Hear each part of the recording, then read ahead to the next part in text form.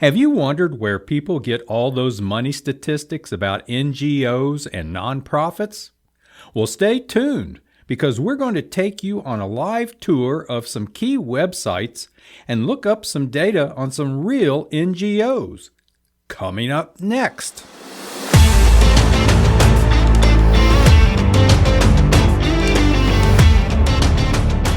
Hello, and welcome to the Chaplain's Corner After Hours, a place to discuss stories the mainstream media ignores that can actually impact our Christian walk and our spiritual journey.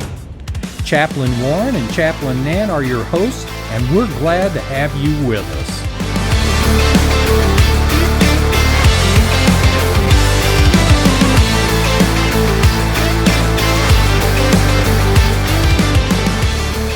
Our previous two episodes have dealt with the church and illegal immigration. We'll insert links to those episodes in our show notes if you have not listened to them and you want to. And a lot of what we've talked about so far is the kind of unseemly appearance of the church, the earthly body of Christ, gorging itself in an unseemly manner at the trough of tax dollars thrown around to support illegal immigration and justifying that behavior as the work of Christ. We and others have been pretty harsh with the church in light of the massive amounts of money involved and have questioned the church's motives. Now, some might ask, where do you get this information about the money the church receives? And that's a fair question. In fact, we should want to know where nonprofits and NGOs get their money and match that information up with their claims of good works using that money.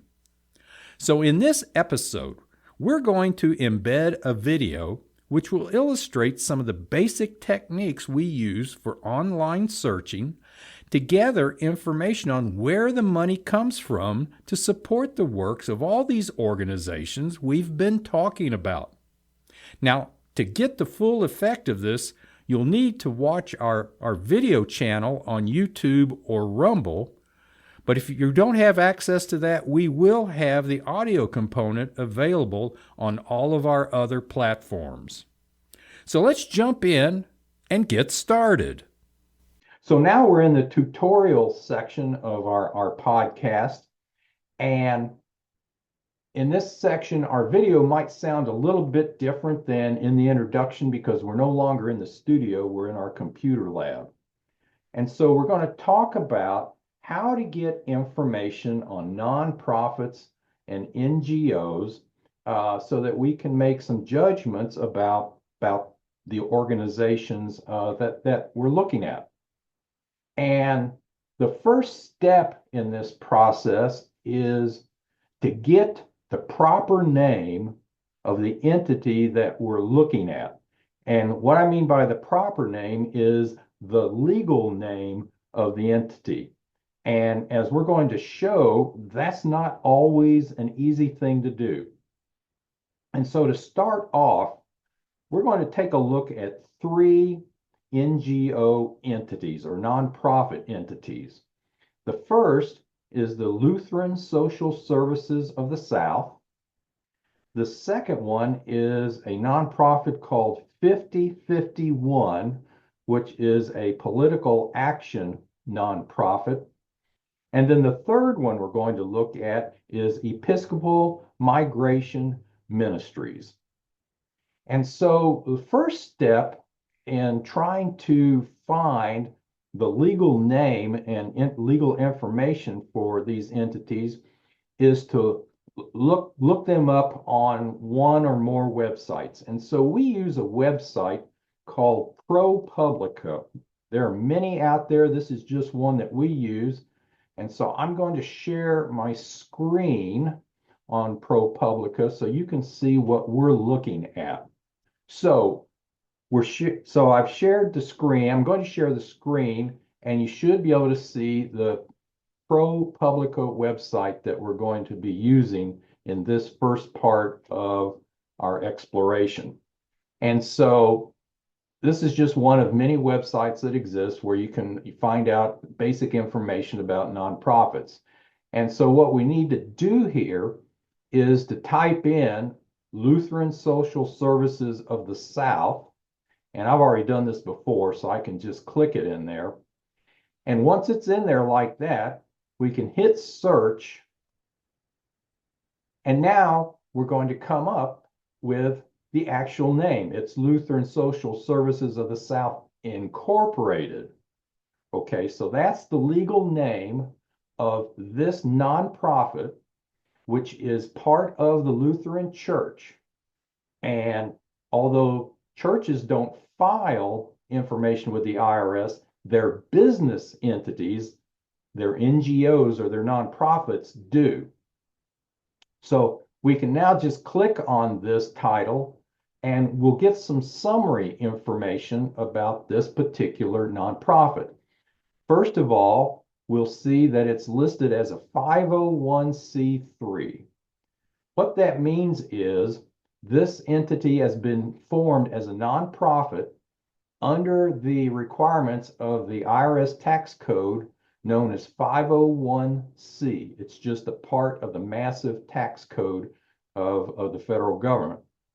The 3 designates that not only is it a nonprofit, but when people make donations to this entity, they can take those donations as a tax deduction. There are other 501c categories. There's 4, 5, and I don't know how many others. Those are nonprofits for income tax purposes, but donations to them are not tax deductible. I have a question. Yes. So if this is the non-church part of the Lutheran Church, the business part, then if I write a check to the Lutheran Church, does it go into the part of the church that nobody knows about called the church, that they don't have to file anything? Or it goes into this, which is used for the business of the church? If you write a check, Like on Sunday, if I write a check and I put it in a basket, does it get put into this? Or it's a separate thing it gets put into? So that, because I'll understand it is, if I write a check to anything to do with the church, I don't have to pay, I can claim it on my taxes. Correct. If you make the check payable to the Lutheran Church and there's nothing in the for statement where you explain what the check is for, it goes to the church. If you write it to the church and it's for Lutheran Social Services of the South, Inc., they can probably deposit that with Lutheran Social Service of the South Incorporated. Okay, so when I write a check on Sunday and put it in a basket, they can't pick to put it in there. I have to designate that that's where I want it to go. I believe that's true. And I'm not a tax person, but I believe that's the way. But either way, I, as the person writing the check, get to write it off either by writing it to this or just putting it in the basket at church? Yes, because this is a 501c3. If it was a 501c4, you could donate to it, but you couldn't take that's what you were saying. a tax deduction. Now, the purpose of this exercise is we've learned that we have the exact name of the legal name of the entity. We know that it's a 501c3, so donations are tax deductible, and we get a little bit of information about the finances of the entity for the latest filing dates, which is 2024. But there's a lot more information that we can get. And to get that information, we want to pay attention to this number up here, the EIN number. That's called the Employment Information Number. And every time you form a business and you register it with the IRS, you get a number like this. And so the EIN number is to a business what the Social Security number is to an individual person. It's just a unique number that identifies a legal entity. People are legal entities, they get Social Security numbers. Businesses are legal entities and they get EIN numbers. And this number is going to be important for finding some additional information on another website. So with this EIN number, we can go into the IRS website and we can go look for something called a Form 990. And so you might ask, well, what is a Form 990? It's a form that is to nonprofits what the IRS Form 1040 is to people. When we file taxes as people, we file the Form 1040 plus a lot of other forms that go along with it. And that form gives the IRS information about our finances for tax purposes. Now, the Form 990 used for nonprofits and NGOs and all that, it's not for tax purposes, but it is to let the IRS know what the entity has been doing from a financial standpoint for their ability to be under the IRS nonprofit code. And it makes this information public so that the public can see what these entities are doing also. So I'm going to stop sharing this website now because we've got this EIN number. So I'm going to stop sharing this and give me a moment. I've got to flip over to another website. And now I'm going to share the IRS search page for searching for tax-exempt organization information. And by the way, we'll put links for that ProPublica site, and we'll put a link for this site in our show notes also. And so this is where we can find more information about Lutheran Social Services by searching for its Form 990. And so before I go any further, let me explain about the Form 990 a little bit. We explained how people organize as nonprofits under 501c of the tax code. Who has to actually file a 990? I'm going to read this from the tax code. Most tax-exempt organizations that have gross receipts, we think of that as income, of at least $200,000 in a given year, or they have assets worth at least $500,000. That could be equipment, that could be buildings, that could be whatever. Those entities must file Form 990 on an annual basis. Some organizations, such as political organizations, churches, and other religious organizations, are exempt from filing an annual Form 990.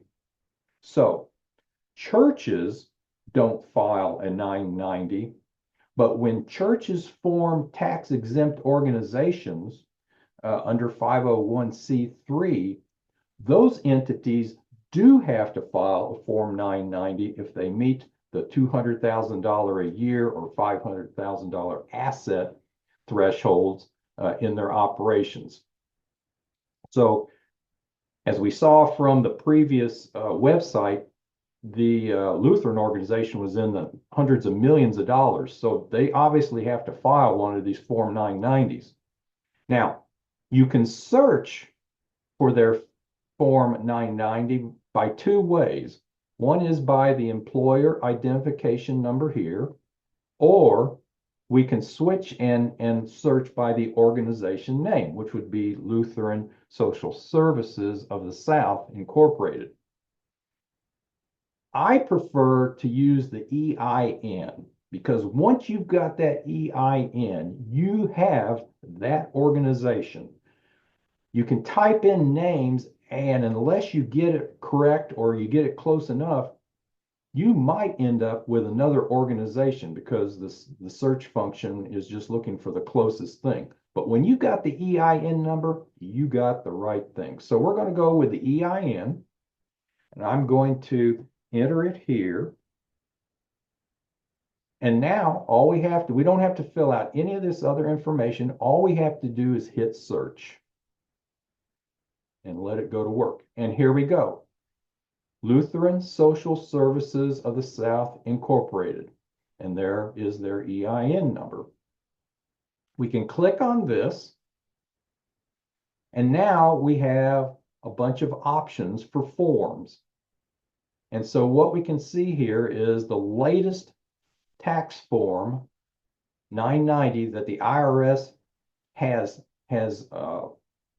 published is the form 2023. Lutheran Social Services has to file a form 2024. They may not have filed it yet because we're still early in 2025, but 2023 is the one that is publicly available. So let's click on that. We get a repeat of some information here. And now we can actually click on the form link. And here we have the form. And let me do a little work here to get it in the right position. So here we have it. Form 990, Lutheran Social Services of the South, Inc. And it says 2022. I do not know why it says that, but I clicked on the 2023 form. So this is the latest one, whatever it actually is. So it's the tax year beginning 4/01/2022 and ending 3/31/23. It's really the 2023 form, but in this box, they call it 2022. That's the government. Okay. Now, this is a long form. We're not going to look at anywhere near all of it, but we're going to look at some things. So right here, you get a summary. What does this organization do? And so they claim that their mission is to break the cycle of child abuse by empowering children, families, and communities. Okay, that sounds nice. Now, if we come down a little bit, we can see that their total revenue for the current year, which for this was 2023, was almost $106 million. Wow. Okay. Now, here we have a summary of expenses, and their total expenses for that year were $108 million. So they really ran a deficit of almost $3 million for that year. We can also see that they have something like $64 million in assets. You know, that's buildings, equipment, vehicles, who knows what else.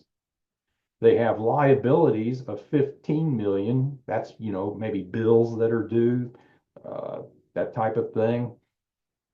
And so their net assets, which are total assets minus liabilities, are $48 million. Okay, so that's just kind of a snapshot of their finances. Now we can go down this form, and there's a bunch of stuff here that we don't care about. This is just information on what kind of forms they have to file or pages to fill out. And I don't usually pay any attention to that information because we want to come down here and find some other stuff. And just bear with me here. Okay. So we come down here to a section called Officers, Directors, Trustees, Key Employees, and Highest Compensated Employees. Okay, so here we see a list of employees with their titles and supposedly how many hours they work a week and what they make. And we see a lot of zeros here until we get to Michael Liu, who is the CEO, who reportedly works 40 hours a week, and almost $500,000 in compensation, plus another 33,000 almost for other compensation. So Michael Liu pulled over $500,000 in 2023, doing good works through the Lutheran Social Services. We have Holly Raymond. She pulled down a nice, almost 240,000, $250,000.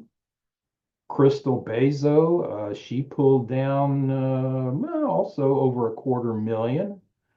Then we get down to Andrew and Mary, and they were something under $200,000.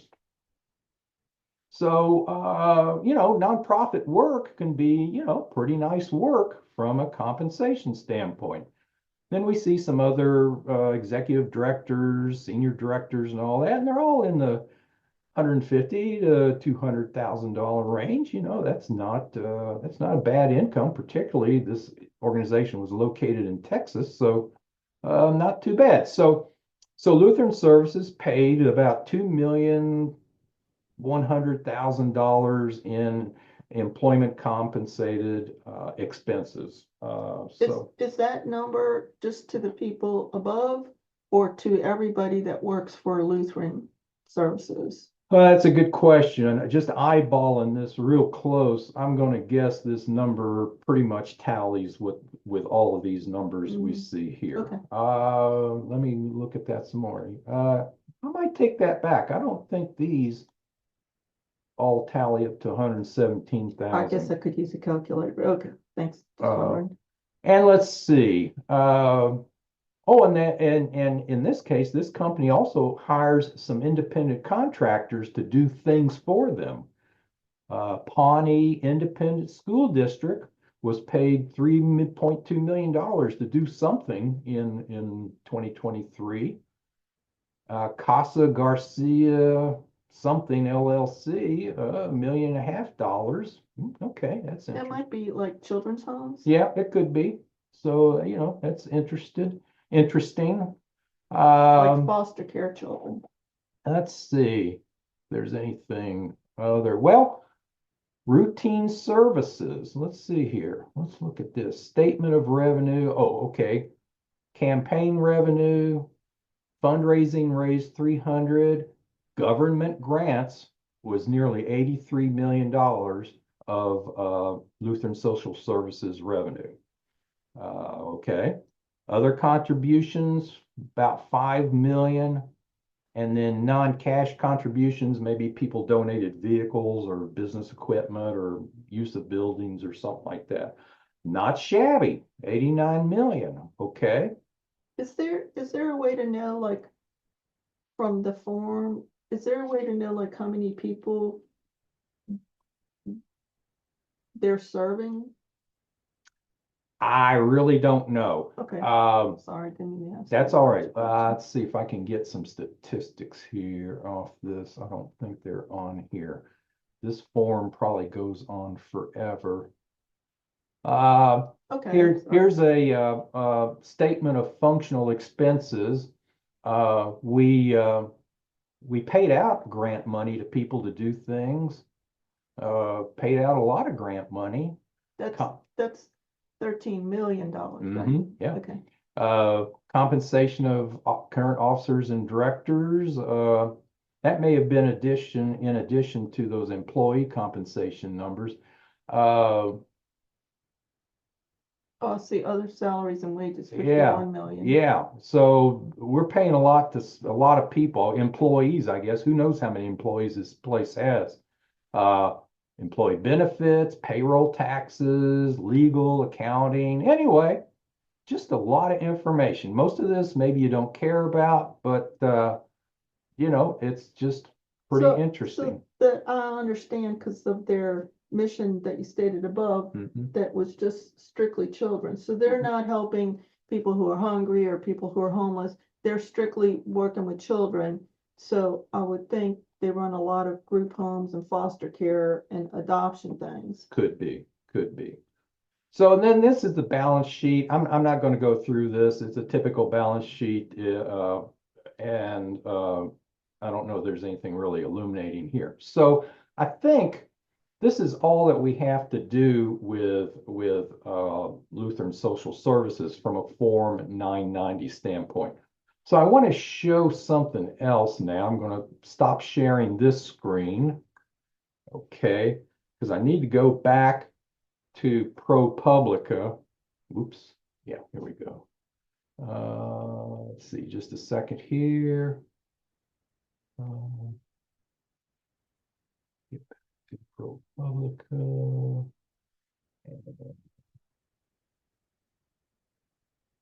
Bear with me, I have to, okay, all right. So now I want to get back to ProPublica because I want to show something else that can happen here. So we're back to the ProPublica website. Let's search for Episcopal Migration Ministries, which is a pretty big player in the immigration business. So I've looked at them before, so I'll just pull them up here. So here's Episcopal Migration Ministries. They've got a really nice website on the web, talk about all their work and everything. And, they've been big on getting government grants and all that. So we'd like to take a look and learn more about them. So we'll search on this and look at that. No nonprofits found. Episcopal Migration Ministries is not the legal name of the Episcopal entity that's doing migration or immigration ministries. In fact, I have spent a lot of time trying to search and find what the Episcopal Church's immigration ministry's legal name is, and I've not been successful doing that. Is it under immigration instead of migration? We could do that. I don't know how to spell immigration. I think it's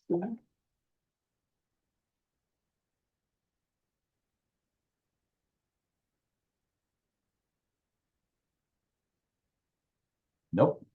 So I've tried all kinds of iterations. I've searched in other places. I've never really found the legal name.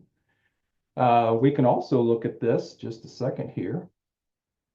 I mentioned a few moments ago that we were going to look at 5051. This is a political activist movement. They've received recent notoriety because they've been disrupting conservative town halls. These are part of the people that are doing that. And so, again, they have a very beautiful website, a lot of information. This is their name. And so I was curious to find out more about them and look at that. No nonprofits found. And I tried iterations of this and I could not find them. So I think some of these entities on purpose try to hide their names. So it's very, very difficult to try and find out information about them. And so don't know that for sure, but it doesn't escape me that some of these folks are really, really difficult to find. Is there some other label besides nonprofits to look under?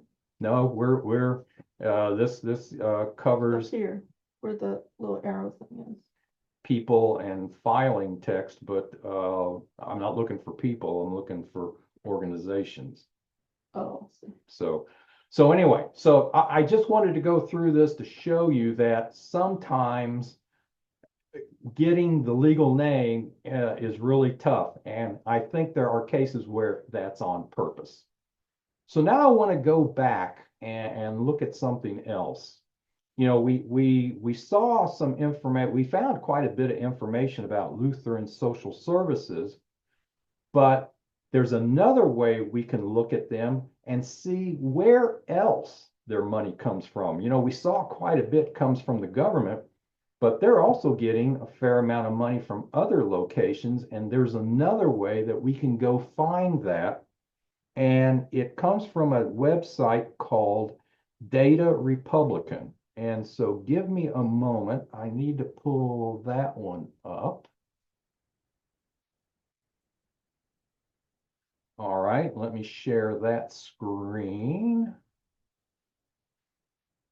Okay, this is a database website to show kind of the environment that not NGOs and all that are working in. So let me pull up something called I'm sorry, I clicked on this first menu item, and the first thing on it is something called a charity graph where we can visualize how the money flows. So I'm going to click on that.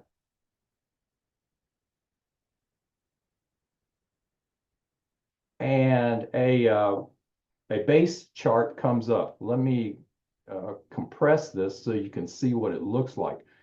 It's depicting where money flows around from various NGOs to another. Wow. So now we want to see where Lutheran Social Services might be in an array of organizations like this one. So we're going to put their EIN in. Must be 9 digits. Oh, okay. Did I miss? Oh, here we go. All right. Now let me compress this for a moment. This box here is Lutheran Social Services, and it's connected to a bunch of other boxes. So let me expand this back out, pull it down here, and let's see what we have. Okay. Lutheran Social Services of the, well, it's supposed to be South. They truncated the name.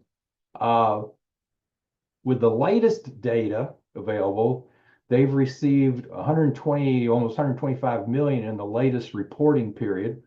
Contributions are 3.6 million, and the rest of it, 98 million, is from taxpayer funds. These arrows pointing to Lutheran Social Services, these represent places where money has come in. So let's look down here. Here's a money flow of $8,000 coming in, and that comes from something called Trivent Charitable Impact and Investing.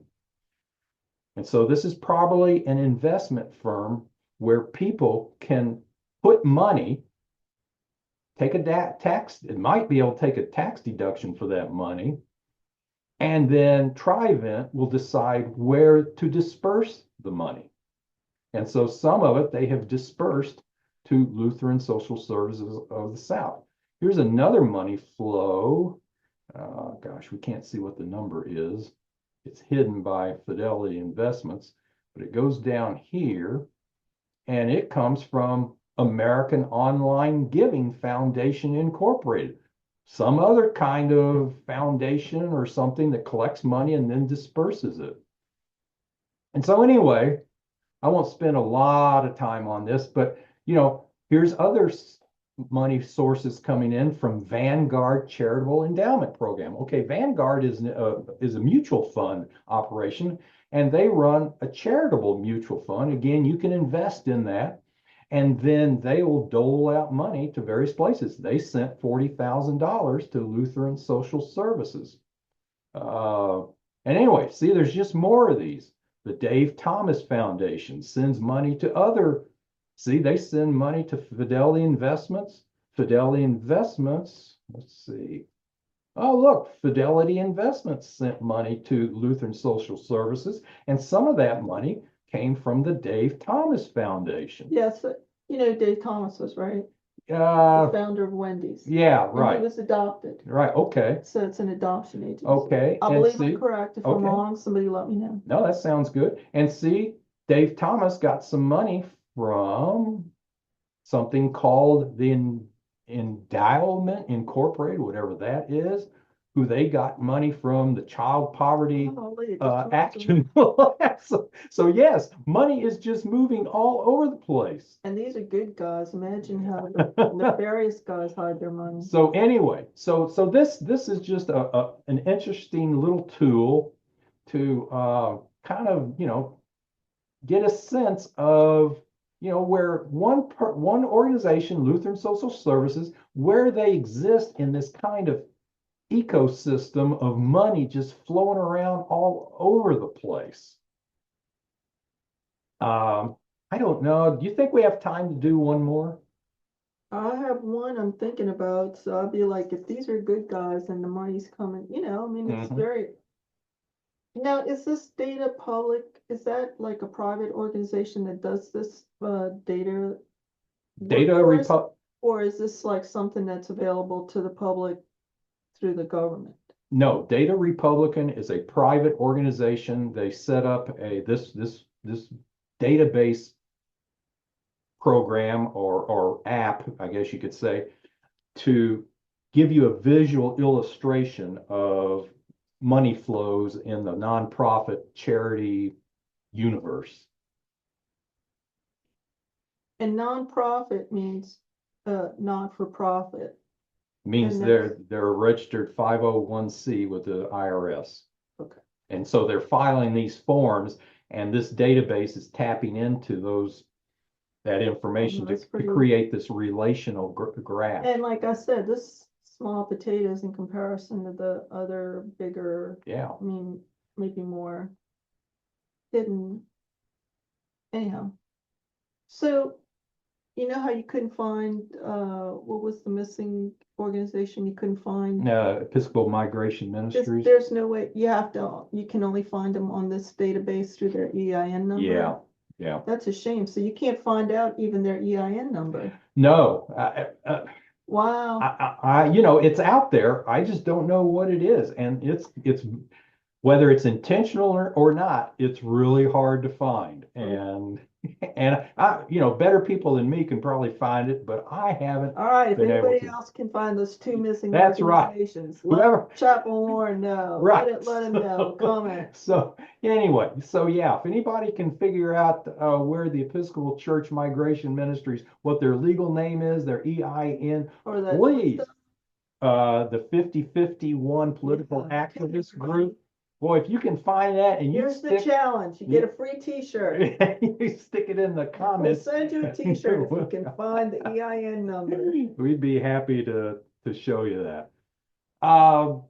People are doing bad things. It's just, why hide it? Yeah, we don't know what they're doing. Well, I mean, like, why hide? Why, if you're doing something good Yeah, for humanity or for the community or for your church or for good, and you're not paying taxes because the money you got was from taxpayers.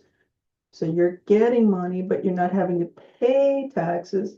Why can't you find out more? Anyhow, just being snarky. no. So, maybe this is enough for now. We could come back. No, you want to do one more? Yes. What do you want to do? The next one, The Tide Center? at least give us a little taste. Okay, hold on. All right, so let me get back here. First, tell us who the Tide Center is. Yeah, okay. Oh, maybe pull it up. It'll say, let's see what they say on their thing, what they are. Okay, so we want to do the Tide Center. So let me get back to ProPublica so we can start this over again. So let me find, let's see.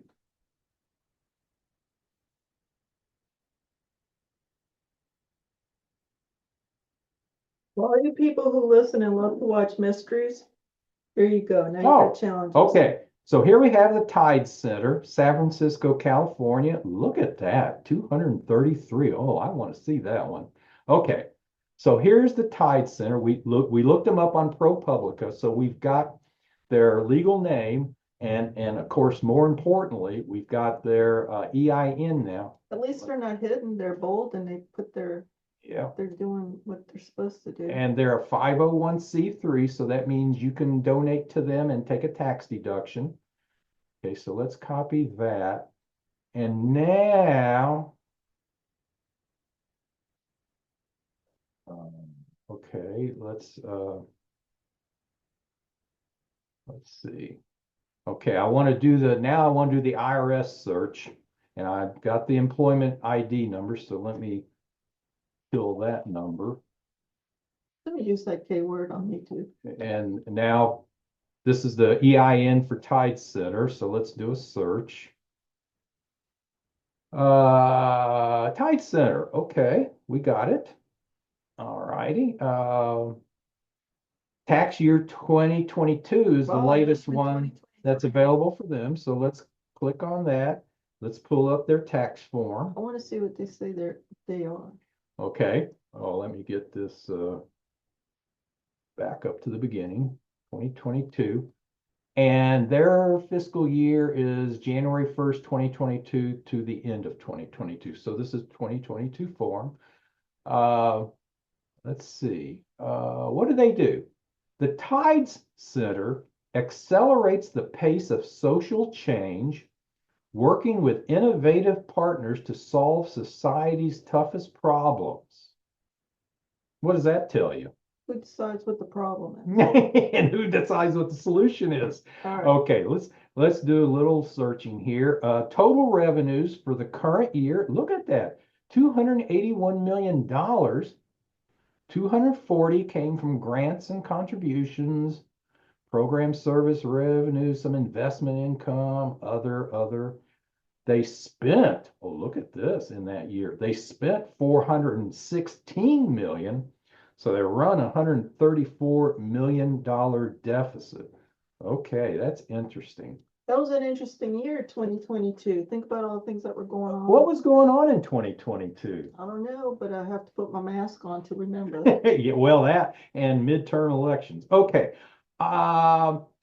Let's just quickly, I don't want to spend too much time on this, but we will see some interesting information here. Judge call, we're just showing you where you can find out the actual Yeah, facts. we're going to make a judgment in a few minutes. Let's see here.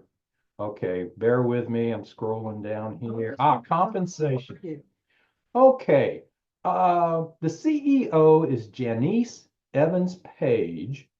She works 10 hours a week and she got 745. I want that job. $800,000 for hours per week. And that's pretty decent pay.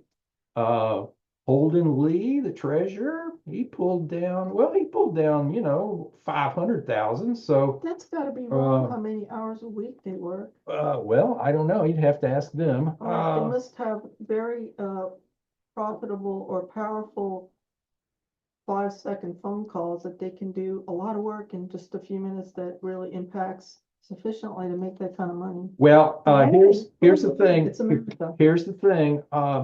There are lots of related organizations they work for, and so let me pull down, see if there's anything else here. No, I think that's about it.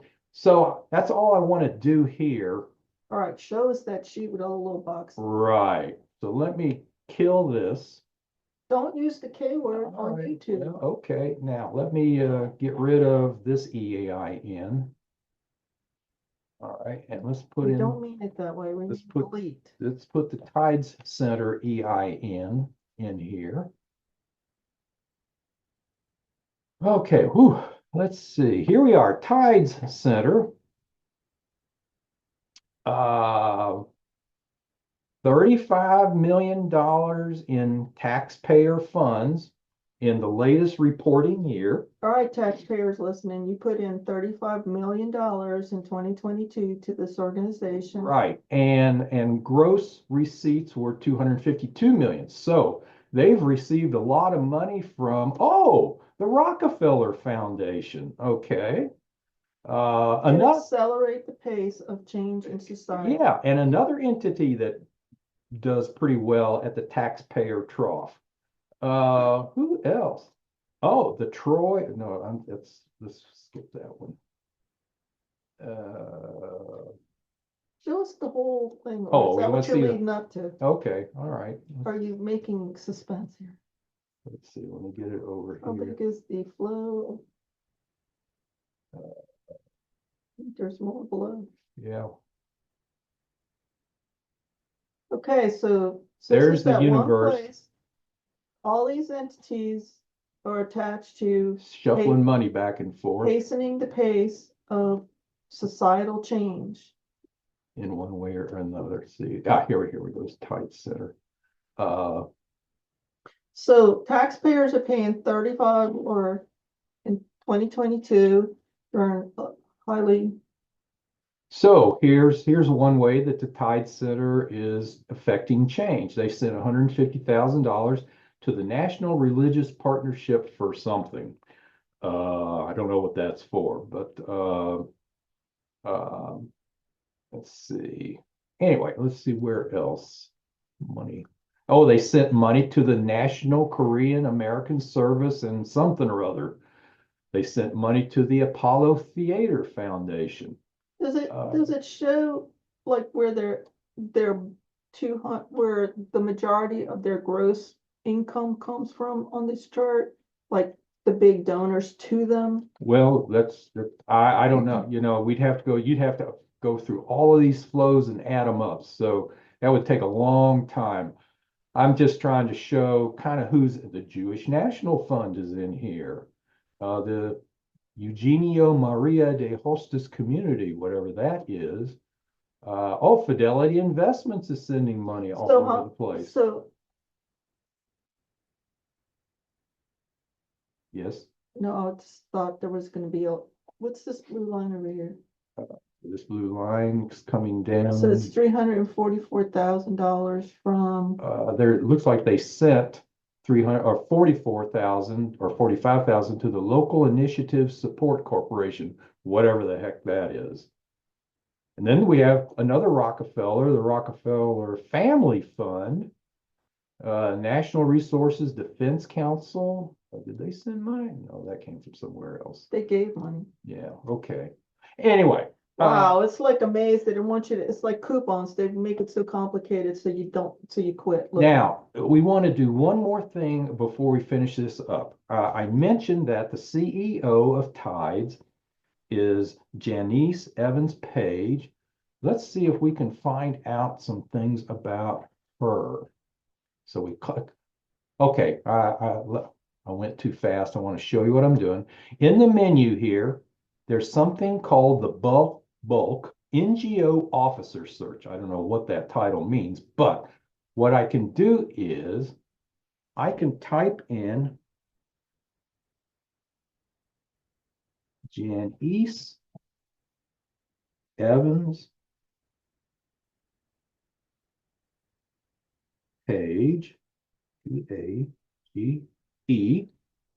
I can search, I think, other places where she is doing work. Yes, she's with the Southern New Hampshire University doing something. She's with Echoing Green Incorporated doing something.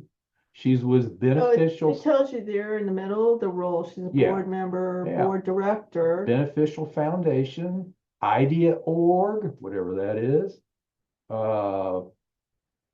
Tides Foundation, which is she only works 10 hours a week. Look at all the things she's director of. She's also a CEO for the Tides Foundation, which is different than the Tides Center we just looked up. Oh, really? A trustee at Jesuit Preparatory School. And here's the Tides Center. She's a CEO at 2 places. Yeah. Wow. Yeah. And so now she must be really smart. Now you might want to know, why are we focusing on Janice? Well, we won't do it here, but you can go to Wikipedia, and if you type in Janice Evans Page, you'll get a whole biography on her. She is a long-term, very, very committed leftist. And that sounds like a political statement, but it's actually what she does. What's a leftist? A leftist is someone who is basically pursuing socialist, communist goals. And that tells you a lot about the Tides Center. You can also put the Tides Center in Wikipedia, and what you're going to find out is the Tides Center is just one of hundreds of NGOs which are supported and controlled by George Soros, who's a well-known name in the leftist universe and looking to create the New World Order and all that. I don't understand how somebody who's a leftist, who is a communist, who believes nobody should own wealth, is like the biggest bazillionaire ever. So I don't understand how those two can come together, except that both entities are atheist in their actual writing of who they are. They identify as atheists. So I don't understand how money-making people can be pressing for everybody not having or owning private property or having a business or making a profit. In other words, that it like does not compute, but I guess that's for another day. Well, and I mean, you ask a great question, and they're doing it through this 501c3 thing that is part of the IRS code that was set up to set aside a special designation for charity work. And over the, tens of or over the decades, that's been expanded and now used for what we often would consider nefarious purposes. Yeah, because I always thought 501Cs were, like Lutheran charities, like it's foster care homes or helping, the homeless or feeding the hungry or doing good works for those who are have less, or doing, helping people who have a problem, who need some help. I did not know that it's also a way to not pay taxes and do a heck of a lot of political work tax-free with a lot of big bucks. So, That you tax, that it's also, I mean, if somebody's a billionaire and they want to go do whatever, that's their money, that's fine. But taxpayer money too, that's like a whole other, I don't know. I'm sure it's everywhere, but well, so that gets in, that gets into a Clintonian type of situation. What is the definition of good works? And it's expanded. well, that's true if you think good works because everything's so terrible and you need to change it. I mean, that's for a whole other thing. But So anyway, anyhow, wow. But the great thing is you can there's a way to find them, some of them. And the challenge to all of you hunters out there is go find how to find the ones that you can't pull up. How do you find them? Let us know or contact Chaplain Warren. So anyway, I hope, I know we went through this pretty quick, but I hope we showed you some things. I hope you found it interesting. And really, in a relatively short amount of time, we looked at some in-depth information for a number of nonprofits and NGOs. And so I'd be interested in any comments that people have, any questions you have. If you ask questions, we'll try to answer them. And let me make a plug that the next episode in this politics, immigration, and church podcast series we're doing, our next and last episode is going to be another different one in which we're going to give a first-person account of our experience as church planters in dealing with legal migrant workers and the Roman Catholic Church. And so hope you'll come back and visit with us on that one. And until we get there, we pray that you are blessed.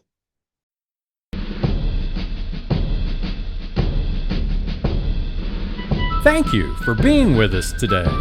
Just remember, God is in control, and we know how the story ends.